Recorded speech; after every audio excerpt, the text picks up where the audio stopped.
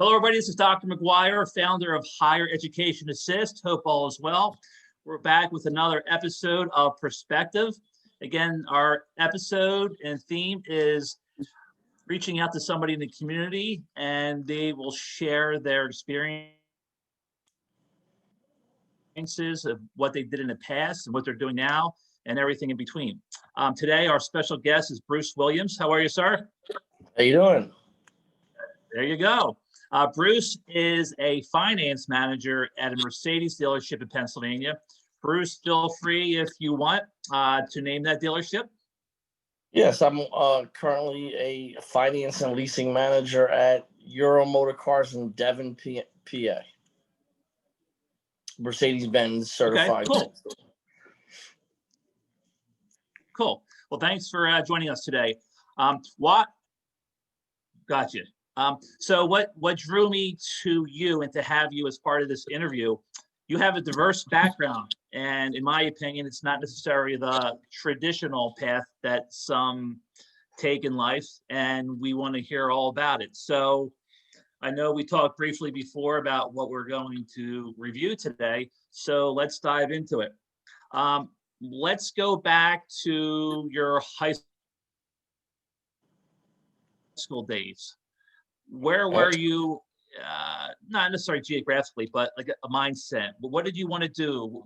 Walk me through like 18 as you're becoming a young adult, what you wanted to do, or... I was a car all over the road, let's just say that. So I didn't know what I wanted to do. I had college on my mind. I was young. Money's always a motivation. Sure. And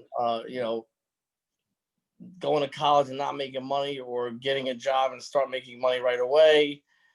I was torn between the two. And then I met a U.S. Army recruiter who did his job very well. And, one thing I always wanted as a kid was an IROC Z28. That was my goal in life. I wanted an IROC Z. That was like the, well, I don't know what you would call it, but that's what my main goal was. And he talked me into it. He said, "You join the Army, no problem. You get a car loan, blah, blah, blah." Mm-hmm. Okay. You know what? I could go get some college education and get a new car. Count me in. So I want to ask you, so walk me through that process briefly with going into the Army. Was it your choice? Did your parents influence you? So it's funny. It was my choice. My parents did not want me to go into the Army. They wanted me to go to college. Right. But they let me make my own decision, and I made that decision. And it was funny. I was just talking to someone the other day about my experience when I went to basic training. So when I got there, I said, "This is beautiful." I said, they were giving us ice cream, and we had, great things to eat. We were going to the mess hall, and it was great. And then all of a sudden, the drill sergeant showed up, and things turned drastically worse real fast. So yeah, in what way? Well, it went from, a nice setting to where we went to eat every day, and, we were getting our uniforms, and, it was a relaxed atmosphere. Mm-hmm. To the drill sergeant getting in your face. And I'll never forget this one recruit or private, what you would call it, was running. We had to run from where we were picked up at to our barracks, and we all had bags, and we're running. And this one kid fell down and hit his head on the curb. And his eye was bleeding. The drill sergeant said, "Come here," calls him over, licks the guy's wound, sucks the guy's blood, which you wouldn't do these days, and said, "Get the moving." And I was like, "Oh my God, what did I just sign up for?" So I was only 17 years old. I went right in after high school. Let me ask you, at that point, what kind of personality did you have back then? Because, were you tough? Were you rough? Did you think you were? And then did they change that quickly, or were you quiet and shy? I was a tough kid. I grew up in New York. I mean, I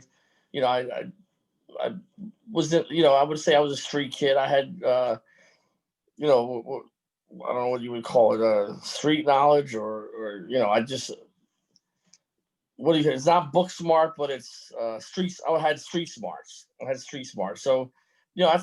I consider myself a tough kid, but when that started going on with the drill sergeants, and back then they could put their hands on you. Nowadays, if you go into the military, it's totally different. Mhm. But when I was in there, I mean, they pushed you around, and I was only 17 years old. I actually could have gotten taken out if my parents would have let me. So I called my mom up, like this third day that I was in basic training, and said, "Mom, I got to get out of here. I don't want to do this." And she said, "No, you made your choice. You're gonna stick with it." And I remember basically almost crying, like, "Please get me out of here. I don't want to be here. I made a mistake." Mhm. And she said, "No, you made your bed. You're gonna lay in it." And so I mean, I stayed How long was in. your commitment that you signed for? I was in for 3 years, but I wound up actually staying a little over three because I got deployed to Desert Storm. So I was in Desert Storm, Desert Shield for almost a year. So I was in Saudi Arabia. I was in Kuwait. I was in Kuwait right Wow. after the oil fires. I mean, I was in the thick of it, and I didn't sign up for that. I wasn't in the infantry. I was in what they would call supply, quartermaster is what they call it. Mhm. So, I had no, I didn't, I was going in for the college money in my IROC Z28. I didn't think I was going to be in Saudi Arabia with, a Kevlar helmet and an M16. So, uh, I Now, wound up going how over. old were you again though when you went in? I was 17 when I went in, and I was probably in 18, 19 when I was in Saudi Arabia. So, but from a career perspective, you didn't join the army, and correct me if I'm wrong, that you knew exactly what you wanted to do. Some people, I'm sure that the numbers are small, that I want to go into the service. I'm going to put 20 years in, and I'm going to do X, Y, and Z when I get out. You don't think of that, but did you have any idea when you went in what you were going to do thereafter, or were you just going with the flow? No, no. Like I said, when I joined, I tried to join for the easiest job that I could have took. If I was smart, I would have probably took a job where I could have used that information when I got out of the military. Right. And a matter of fact, friends of mine that they have kids going in the military, I always tell them that. I always tell them go into the Air Force because that's the best out of the four branches that I think that you can apply yourself outside of the military and get a job that you get like an MP or a nurse or computers or something like that. Where I Right. went in and I was a supply specialist. Basically, my job in the real world would be working at like Mhm. a ShopRite or a Wegmans. It was a food supply specialty. So I was in charge of stocking, basically stocking shelves. So while in the Right. military, I didn't do anything like that. It was just basically PT in the morning, which is your physical training, running 4 miles a day, and then the rest of the day kind of like just doing odd end jobs. So Okay. it So was as you beneficial. went through your military experience, so you went in there for education. Did you wind up completing a degree while you were in there? I did take college courses while I was in. I was stationed in California. I was going to Monterey Peninsula College at night, and I was taking college courses there. I didn't finish. I started off. I thought that I would want to go into law enforcement when I got out of the military, so I started taking criminal justice classes. Mhm. Um, but like I said, life happens and twists and turns, and the next thing I know, I'm going to Desert Storm. So college was shut down, and I was deployed to Saudi Arabia. From there, I got out of the military. So once that was done, I came back and was what they call ETS, end of term of service. All right. So I got out. walk me through then when you got out. Where were you in life, mentally, physically, Again, got out of the military. um, from a career perspective, right? You had college credits. Right. Go ahead. So I went to a community college when I got out, in South Jersey. Started taking criminal justice courses, but being that I was in such a regimented environment in the military, and I really had no freedom from the time I graduated high school till I got out. now all of a sudden I have all this freedom, and I started missing classes and just want, do the things that normal people do when they graduate high school. I was 3 years into the future and going backwards. Well, let me So ask you something. Do you think the Army could have done a better job preparing you for life after? Absolutely. It wasn't, What way? like I said, I don't think that the job that I chose while I was in there was set me up for Yeah. when I got out. So, when I got out, it was again still kind of Okay. a car all over So the walk road. me through your years out of the Army. So You took the got out of the college. Army. Yeah, Go ahead. got out of the Army, went to college for a couple years, but didn't finish, didn't get a degree. But before I went to the Army, while I was in high school, I worked at a car dealership, and I was what they call a lot man or an inventory manager, and I basically was in charge of parking cars, getting cars ready for sale, and things of that nature. And I remembered when I got out of the Army of how well these guys used to dress. The car salesmen, they would eat out for lunch every day. They had free cars. So I was like, you know what? Maybe I should try that. So Mhm. I saw an ad in the paper for car sales, and I applied at a dealership to become a car salesman, and I got hired in a group of like 40 guys, and they trained everybody in the group, and I knew that I was one of the Wow. best, and they didn't hire me. I was actually a big organization, So why Holman, did you know that? Why did you know you were one of the best? because I answered all the questions. I was like always on top of the answers. Whenever the instructor asked the question, I was on top of it. He knew it also. I mean, he came to me. So basically, again, they had 40 guys and girls that they hired, and then a trainer came in and trained everybody. And then Holman, who was the company that was hiring, would pick who they wanted out of the class. And I really didn't get picked because I didn't look the part. I didn't. I kind of had the thin leather tie on. I looked like I was getting ready to go to Club 54 rather than go like a college type look, and that's what they were looking for. So I didn't get hired by them, but the instructor said to me, I know you could do well in this business, and I'm going to find you something. And he wound up sending me to another dealership, and they hired me there, and I haven't looked back since. So I got hired as So, Go ahead. so I'm assuming you work a lot of hours. You work a lot of hours, Mhm. right? From a Yeah, career perspective, what do you like about the car business? What do you like about it? What I like drives you that. every day? You wake up in the morning, you go to work. Well, number one, like I said a few minutes ago, the biggest thing is money. I mean, I make a very good living in the car business without a college degree, without having the education. I see people that come in and buy these cars, and I make more than them, and they're doctors and lawyers. So to me, that was number one motivation. Um, Second thing is something different every day.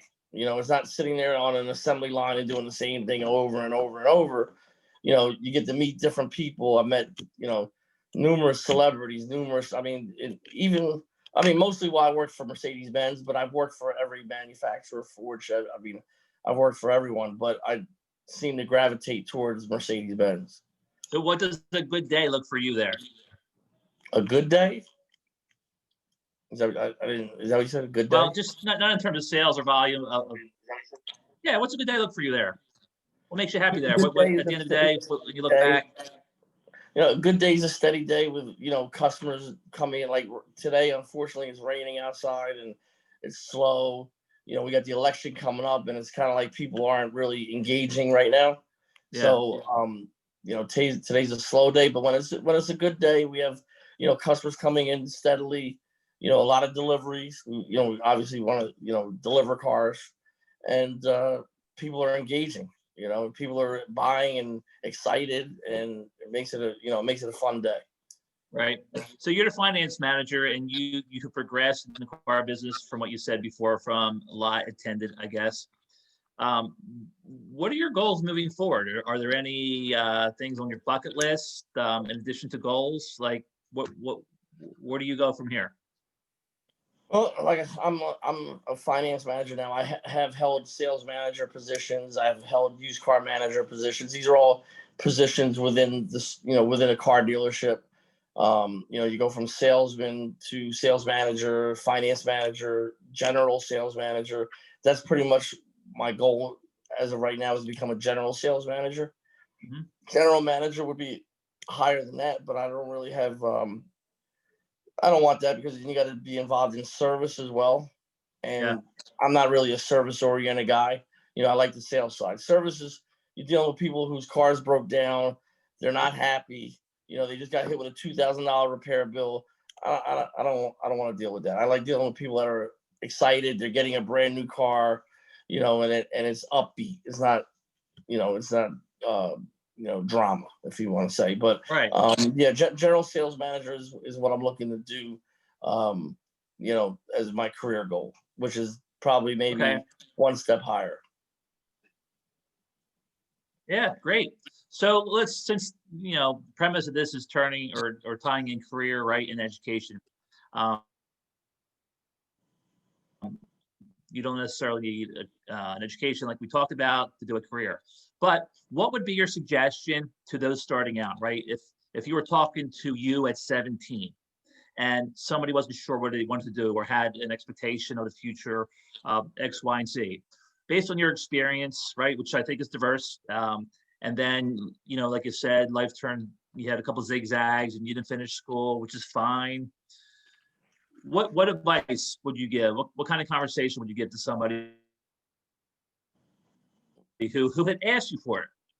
Well, it's same advice that I give my kids, which my kids are kind of like me. They didn't go to school, but my oldest daughter, who's 26, she works for the government. She's got a great job. She didn't go to school. Yeah. Um, my middle daughter, who's 19 going on 20, she's going to be a beautician. She's doing a year school, and then she'll start working. And my son, Hmm. who's just getting out of high school now, he's already kind of got his eye on a career. He wants to get into real estate. Um, Find something that you think you enjoy, and just go towards that goal. I mean, it's all about if you love what you do. If you love what you do, Yeah. it's not really a job. It's when it bothers you when you're going to work and you don't really like the job and things like that. If you like what you do, then the sky's the limit. You know what I mean? Statistically speaking, more people do not like their job than they do, right? That's not really a surprise. So let's have a little fun for a second. What's the most expensive car you sold? They can remember. A Lamborghini to All a right. very he was a producer. He's still out there. I don't want to name his name, but he produced Beyonce, uh, Boys the Men. I mean, he's a very big R&B producer, and he bought a Lamborghini from us. And I was working at a Mercedes Benz dealership, but he wanted to deal with us, so we Yeah. had to go out and buy the car from another dealer and bring it in. The funny thing is that he was kind of heavy set, and he never Yeah. sat in the car. So he buys this $400,000 car, and we do all the paperwork, and he goes to leave and he can't fit in the car. Oh boy. And he says, "Can we bring this car back?" And I said, "No," because we already purchased it from another dealership Yeah. and brought it in for him. So I said, "No, we can't." So we had to actually drive the vehicle to his house. Funny thing is, he wound up getting liposuction, and then he did fit in the car. Oh But boy. that was probably one of the most expensive cars. All right. So what celebrities, what famous people have you met? You mentioned that you did, so I'm sure you have a few that you want to share. Yeah, well, one of my good friends, one of my best friends actually is related to Donovan McNabb, who bought his first Mercedes from me back in 1999 when he got drafted by the Eagles. And I became good friends with him because the car actually had issues the first couple of days that he had it. And Oh. he lived in Cherry Hill. I was working in Atlantic City at the time. So I told him I would come to his house, pick the vehicle up, bring it in for service. long story short, the car had to stay at the dealership for a couple of days, and I needed a ride home because I left my car at his house, and he sent his brother down, Sean, who's like my best friend. He was in my wedding, everything like that, and we just hit it off. And I wound up becoming very good friends with him, and got to see a lot of things with the Eagles as Donovan's years progressed. I was right there, box tickets, met a lot of the celebrities. I sat in Jeffrey Lurie's box right next to Wow. Bradley Cooper one time. It was pretty funny because he's a lot shorter and smaller in person. But yeah. Who else did you meet? I think it's Who else? Brandy. I don't know if you remember Brandy, R&B singer. Met her. A lot of different celebrities. A lot of people. The singer. Yeah, Brandy. Okay. And Boys to Men, Mike Tyson. Cool. Mike Tyson that was a funny day. Mike Tyson wanted to kill us. Yeah. He comes in, he wants to buy an S class, which is $120,000, $130,000 car, and he was known of buying cars in different towns. Like if let's say he went to St. Louis today, he'd buy a car in St. Louis to drive it around and then leave it at the airport and tell his people to go get the car and dispose of it. So instead of renting a car like normal people would do, he would just buy the car. Wow. So he came in, he bought an S class. We told him, do you want to drive the car? He said, nah, just get my money. Call my guy, get my money, whatever. So we call his money manager. They send the money over. Well, he comes in to take delivery of the car and didn't realize the car had a couple thousand miles on it and flipped out. Oh. Flipped out on us. Wound up leaving our dealership and going down the street to a Bentley dealership and bought a car there. He was just a total hothead. This is like when he was. Now I think he's a lot calmer now. Okay. Yeah, I think so. All right. That's cool.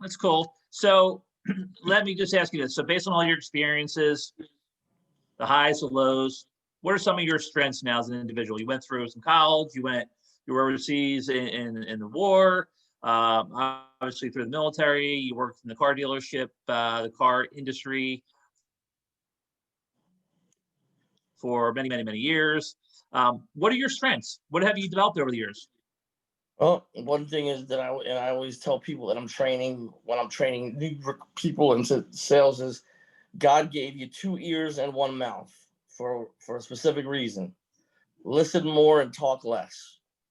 The more you listen to people, the more you try to understand someone. You can, in the sales end of things, you can use that to help close a deal. People will tell you how they want to be sold. You just have to listen.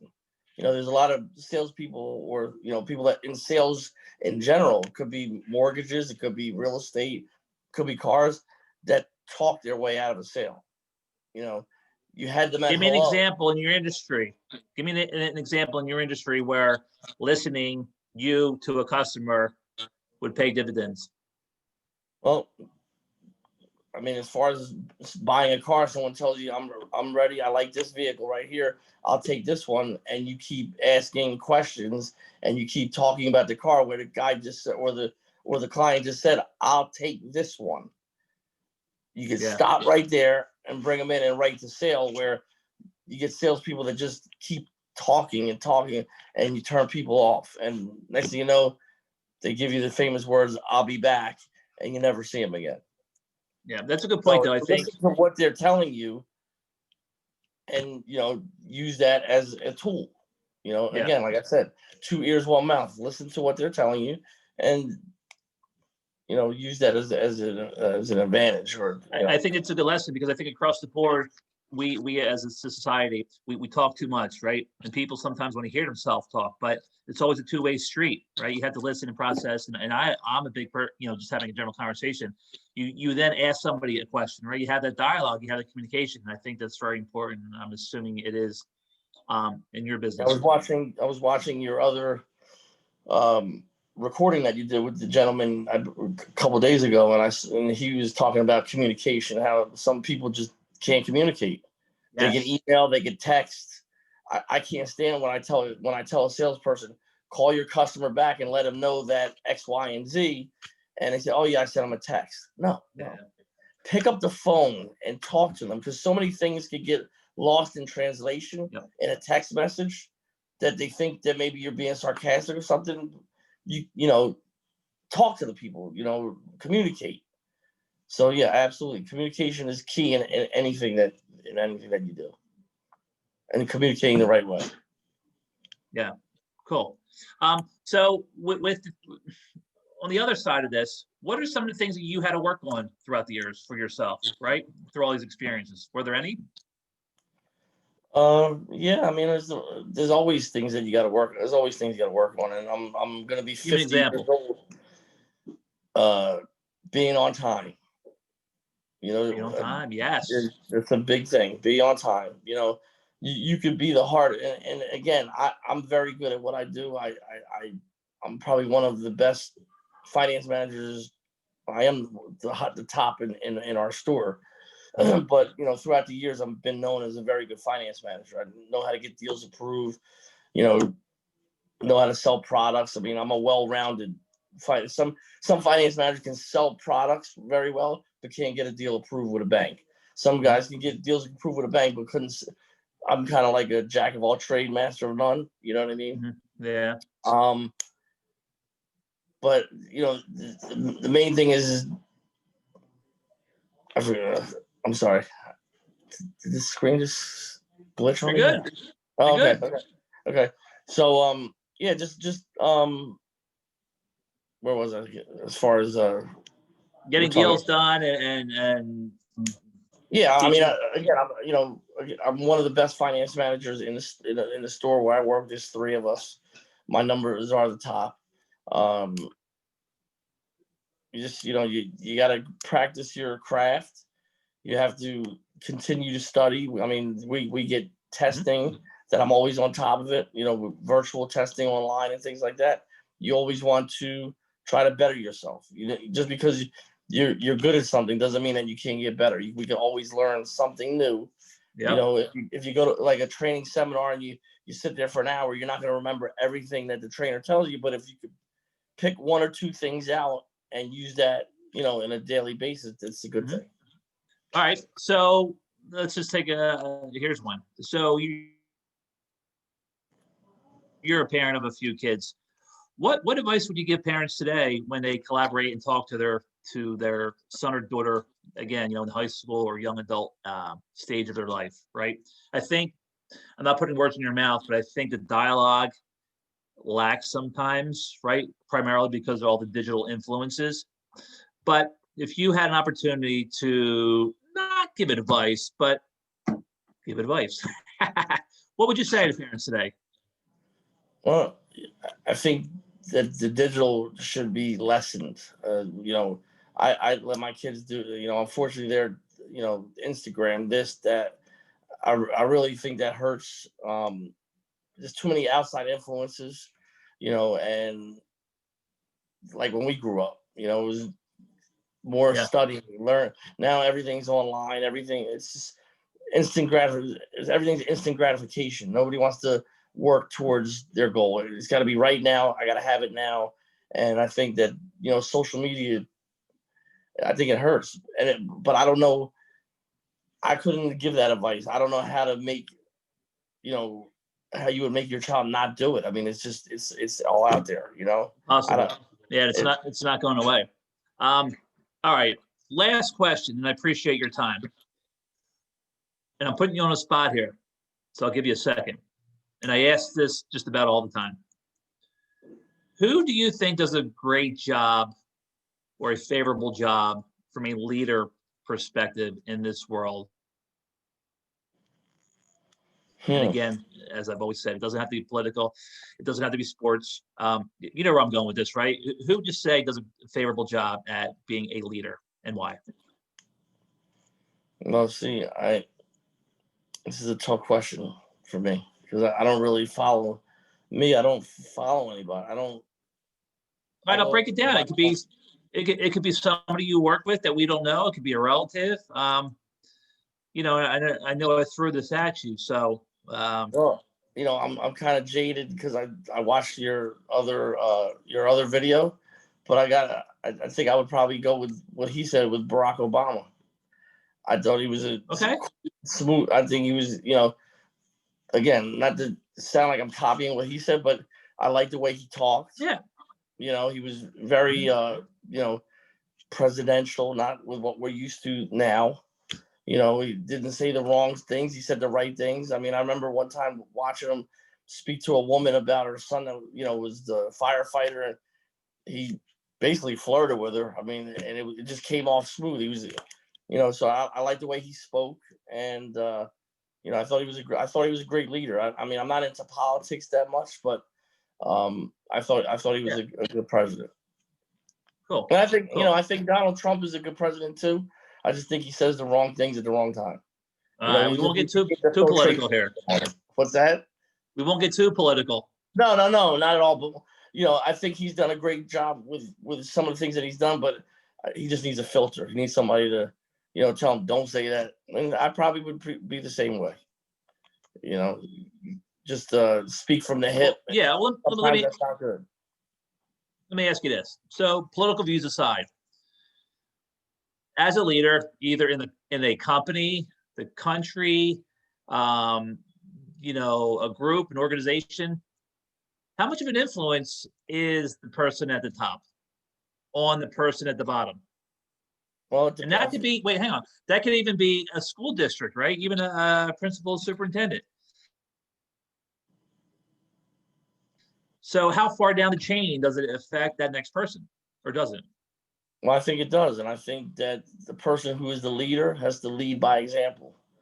Someone that rolls their sleeves up and gets down and dirty with you to show you the way is always going to be more respected than someone that just barks orders and says, do this, do that, do this. But then you see them, doing the opposite thing. So, I've always respected people that taught me and didn't have a problem helping me. Same as like me as a manager at a dealership, I'm not going to tell someone to go do something that I wouldn't do myself. Yeah. And I've had instances where I tell a salesperson to, I don't know, take the tags off the back of a car and they don't do it. And I go do it, and they see that. And the next time I ask them to do something, they're more apt to do it than, if I just told them, go do that, they tell you, go pound sand. But I always tell them, unless I'm telling you to do something that can hurt your personal injury, as far as if I tell you go out in the middle of the street and walk across traffic, you don't have to listen to me. But if I ask you to do something that's for business, I expect you to listen. Yeah, it's respect. Yep. And like I said, I would get down and dirty with them just as much as as I expect them to. Right. And that's a great reflection of who you are and your ethic. Well, hey, Bruce, I appreciate your time. I think you have been through a lot, right? Probably more than we touched base on this interview. I packed 100 years in the 50s. And I packed 100. I appreciate you sharing your story. I said I packed a 100-year-old man into a 50-year-old body. Yeah, you probably did. Probably did. Yeah, but it looks like you're in a good place, and maybe one time we can raffle off one of those cars behind you. Yeah, let me see. Let me see. I have one of these Matchbox cars behind me here. Yeah. We could do a. All right, Bruce. Well, hopefully, car for a day. Yeah. Yeah. Absolutely. All right. Well, I will let you go. And again, I appreciate it, and we'll love to catch up again sometime. All right. I appreciate you having me on. Hopefully, I can help someone that's looking for a good career path. Yes, yes. And as we know, Bruce, I apologize. Our sponsor for the session is 1 Hour Heating and Air. Great folks to us throughout the years, and just wanted to make sure I give them a shout out. All right, Bruce, till next time, we'll talk soon, all right? All right, thank you. Thank you, sir. Thank you.